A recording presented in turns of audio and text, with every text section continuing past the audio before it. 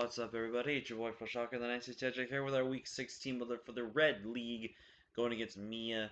And this is our Week 6 opponent that we are prepping for. And by the way, guys, as you can see, yes, I'm prepping for 3 teams. I am making sure we are all set to go. And as of time of recording this, PMC playoffs, I mean, you probably would have saw the PMC video already by now, but this happens. I won't upload this league until 1 or 2 leagues die out. Well, not die out, until finish out, but like I said, we're going against me. If you guys are excited, leave a like. If you haven't already, subscribe if you're new. Join the Shocker crew today because you'll be feeling with the king of the crew. Yes, I'm going to yawn and be very tired throughout this and probably the next team builder, but I am just exhausted right now. I might actually just call this a team and then just go to bed. I don't know, but yeah. So we're going against Mia, like I said. She's got actually a pretty good team right here. This could be a very tough matchup for us if it's played poorly on my end or on both ends. Who never knows. But she's got Weavile, Tapu Koko, Licky Licky. She has her own Latios, Meloetta, Mega Blastoise, Hariyama, Aegislash, Lando T. We're facing the genies back to back weeks. If I face Torrent or any form of the Torrent, I'm gonna call something here.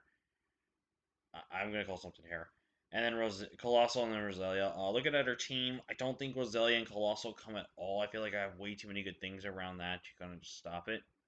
Lano T is a bit up in the air. Like, I definitely think having a ground type is good because, again, it just kind of eliminates Zero Aura's priority to just spam electric moves. But kind of looking at Zero Aura's options, like looking at Lando T's options versus Sarah, I have so many things. There's so many things that come in on. I can cut so many things come in on with Lando. I just have so many good options. I just don't know. I mean, Lando could still be something I had to be, but I'm prepared for Lando. Don't worry, I am prepared for Lando, but it could be something else. Aegislash is something that could particularly come, but with me having probably one of the best Mana Buzz answers in no, having one of the best Aegislash answers in Mana Buzz, my Infernape, my Primarina, my Zero Aura, my Celesteela.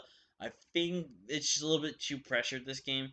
Honestly, Hariyama could potentially come. Hariyama's not too terrible versus my team, but I don't generally think it's going to be raw because there's about a good amount of coverage for my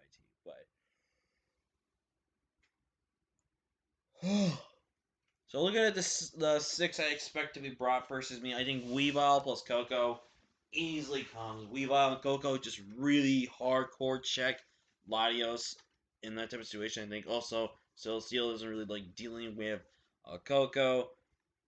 Mandibuzz gets really kind of semi-pressured by them, especially when Mandibuzz is really good. Donphan's in another situation with like having that. Roserade a little bit of a situation like that.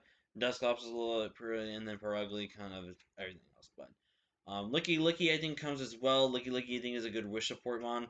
Can be really beneficial to this team. Um, excuse me. I do expect her to bring her own Latios because her own Latios is actually pretty good against my team as well, especially if it's got the right coverage and stuff. I think Meloetta actually could come too because it stops my ghost types, my ghost type and Dusclops from doing much to her. And plus, with only have a main weakness of Dark and Bug, I don't have really that much coverage besides Mandibuzz. So I definitely look at it as it being a really good option. And I really think Blastoise is going to come. Because Blastoise is honestly... Like, Blastoise can't Shell Smash, so that's the beneficial thing right there. But I generally think Blastoise is a bit of an annoyance on our team.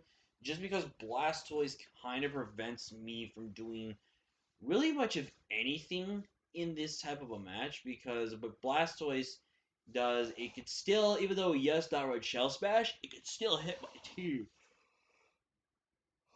real hard, especially if I go and lose potentially Sally, Zara, and Primarina real early. If I lose those 3 early, I could kind of almost straight up lose to Blastoise if I'm not careful. So that's the team I expect her to bring. Again, there's a chance that we could see the Lando team maybe over something like Meloetta or maybe over Licky Licky potentially. But that's what I have my 2 cents on. So let's go ahead and break down the team we're bringing. First off, bring specially defensive Mandibuzz. We're bringing still like a mixed variation, but I think more of a fits of a especially defensive because again, that Blastoise is right there. I need something to really deal hits from Blastoise. in that type of situation. But we're in Toxic Roost knockoff Dual Wing Beat. Dual Wing Beat's pretty good because it breaks any potential sashes. It also lets me live hits, and I can just start slowly chip things down. Toxic is really there to just kind of spam because she doesn't really have a grounded poison type on her team that I've actually.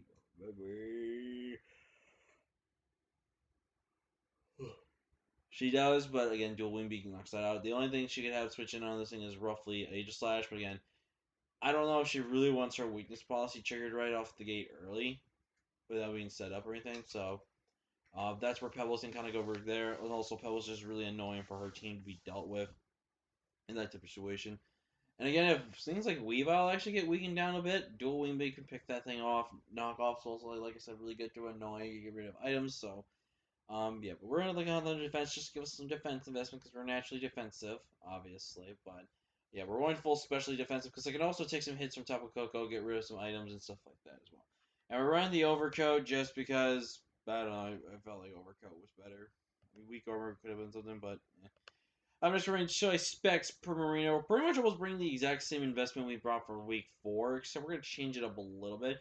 We are going to run max HP, and we're going to probably run the same amount of special attack investment we did last time, because our base control special attack.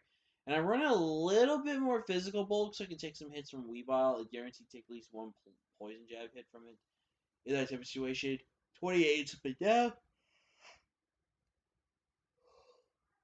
Excuse me. Generally speaking, I think Primarina can single-handedly just really get a KO almost every single time it's in. Choice Specs just murders about everything else in the game in this type of situation. But actually, you know what? I'm gonna get rid of the 28 and special defense. We're naturally bulky. I'm gonna go 55 and then put the next 4, or well, just call it whatever. But yeah, with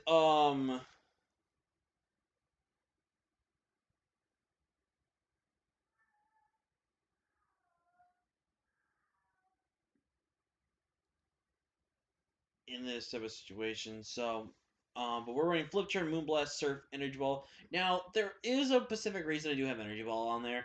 Energy Ball is really good as a way to kind of not per se guarantee one shot Blastoise, but once Blastoise takes like a big chip damage or something like that in that type of situation. But other than that, we do have pretty much Moonblast Surf, which again, our dual stab is just it's just too good, man. Too good. This is why Water Fairy is one of the arguably the most broken typings, is because of how good it is offensively. Like, offensively, it's just like very little switching, and again, I can predict every single switching going in and out from that type of situation. I I generally love Primarina.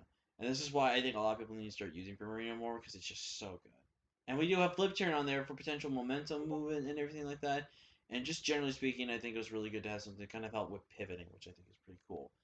I'm actually bringing Zuko again, Choice Scarf this week. We're running Adamant Nature this week.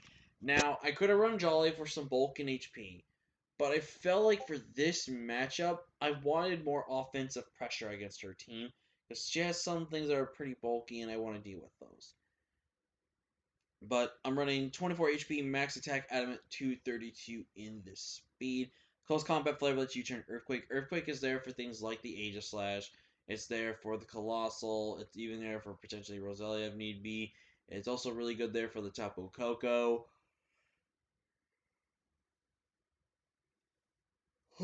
Excuse me. So just generally speaking with that, that's why I have a safety measure in with Earthquake. U-turn is really good for pivoting. It's also a really good thing to hit on the potential Meloetta switch in. It's also really good for the Blastoise that they lets you pivot out. Flare Blitz in close combat really just dent slash beat about a good majority of everything on her team, which is really good. And then Ape is just looking to hit hard this week. Ape is looking to pound some major damage into the teams this week.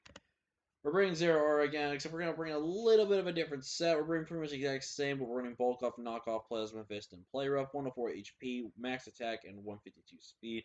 Speed makes me faster than everything on our team, guaranteed, so if anything's Choice Scarf, I'll know that for a fact.